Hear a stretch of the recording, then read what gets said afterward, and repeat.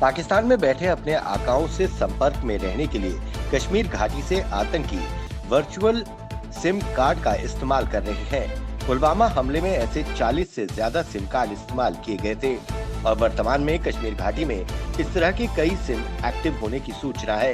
ये खुलासा एनआईए ने एक जांच के दौरान किया।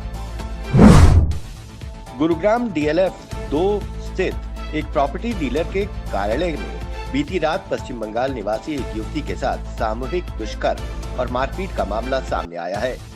पीड़िता को गंभीर चोटें आई हैं और उसे मेदांता अस्पताल में भर्ती कराया गया है। पुलिस ने इस मामले में 4 आरोपियों को रात को ही गिरफ्तार कर लिया था। नए कृषि कानून को लेकर विरोध लगातार जारी है। ऑपोजिशन पार्टी लगातार विरोध कर रही है कि ये कानून किसानों को नुकसान पहुंचाएगा। इन नए कानूनों को निष्प्रभावी करने के लिए कांग्रेस शासित राज्य विधानसभा में विशेष सत्र बुलाने पर विचार कर रही है। इसका प्रस्ताव कांग्रेस अध्यक्ष सोनिया गांधी ने रखा है। IPL 2020 में चेन्नई सुपर किंग्स ने लगातार 3 मैचों की हार से उभरते हुए जबरदस्त वापसी की है। रविवार को CSK ने पंजाब 11 को 10 विकेटों से हराकर 5 मैचों में अपनी दूसरी जीत दर्ज की। जीत के साथ ही अंक तालिका में निचले स्थान से CSK 6वें स्थान पर पहुंच गई है। अयोध्या में बाबरी मस्जिद ढांचा ध्वंस मामले में सभी आरोपियों के बरी होने का फैसला आने के बाद आतंकी संगठन तिलमिला गए हैं। दिल्ली में पकड़े गए अंसार गजवातुल हिंद के आतंकियों को दिल्ली में बदला लेने के लिए कहा गया था। दिल्ली और उत्तर प्रदेश के कई नेताओं को इन आतंकी युवकों को टारगेट किलिंग करनी थी। कोरोना वायरस से संक्रमित अमेरिका के राष्ट्रपति डोनाल्ड ट्रंप बीती शाम अचानक वॉल्टर रीड अस्पताल से बाहर निकले और अपने समर्थकों और लोगों का अभिवादन स्वीकार किया। बाद में फिर अस्पताल वापस लौट गए। वहीं ट्रंप के डॉक्टरों ने इसे लापरवाही बरतने पर आरोप लगाया है। भारत और चीन के बीच सीमा विवाद बना हुआ है। चीन की सेना LAC पर लगातार उकसाने वाला काम कर रही है।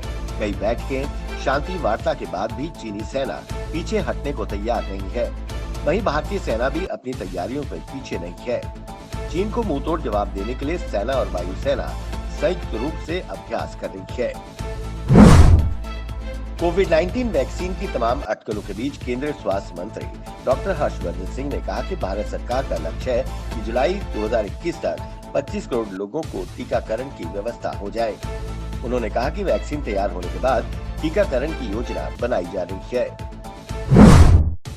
जम्मू संभाग के रामबन जिले के बनिहाल इलाके में 8.6 किलोमीटर लंबी रेलवे टनल के अंदर खुदाई का काम पूरा हो गया है। इस काम को पूरा होने में 10 साल का वक्त लगा। ये उधमपुर श्रीनगर बारामूला रेल लाइन की कई निर्माणाधीन परियोजनाओं में से एक है। देश में कोरोना वायरस के मामलों में बढ़ोतरी लगातार हो रही है। पिछले 24 घंटों में कोरोना वायरस के 74,442 नए मामले सामने आए, तो वहीं 903 लोगों की मौत हो गई। इसके बाद देश भर में कोरोना संक्रमितों का आंकड़ा बढ़कर 66,23,816 हो गया है। तो वहीं इस महामारी से अब तक 1,02,685 लोगों की मौत हो चुकी है। आज सप्ताह के पहले कारोबारी दिन शेयर बाजार हरे निशान पर खुला।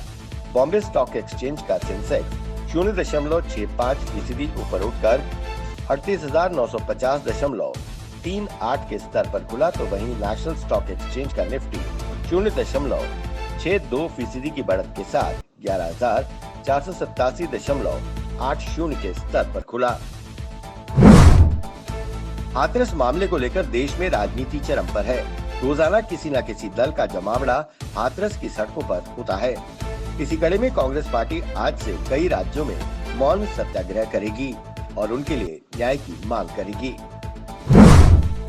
कर्नाटक कांग्रेस प्रमुख DK शिव कुमार और उनके भाई DK सुरेश के बेंगलुरु स्थित आवास में CBI की टीम ने छापेमारी की।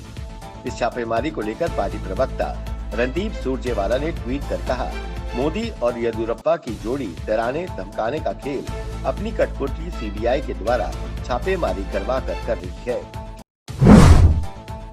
लोक जनशक्ति पार्टी के राष्ट्रीय अध्यक्ष चिराग पासवान बिहार की सत्ता से नीतीश कुमार को बेदखल करने की कोशिशों में जुटे हैं। NDA का हिस्सा रहते हुए वो जनता दल यूनाइटेड के खिलाफ उम्मीदवार उतारने का फैसला कर चुके हैं। वहीं जानकारी के अनुसार भाजपा का चिराग पासवान को मौन समर्थन है। प्रधानमंत्री नरेंद्र मोदी आज आर्टिफिशियल इंटेलिजेंस पर 5 दिवसीय वैश्विक वर्चुअल शिखर सम्मेलन का उद्घाटन करेंगे। सरकार द्वारा रिस्पॉन्सिबल आर्टिफिशियल इंटेलिजेंस और सोशल एम्पावरमेंट या राइज 2020 का आयोजन उद्योग और शिक्षा के साथ साझेदारी में किया जा रहा है। इसका लक्ष्य स्वास्थ्य, शिक्षा और कृषि क्षेत्रों में परिवर्तन करना होगा।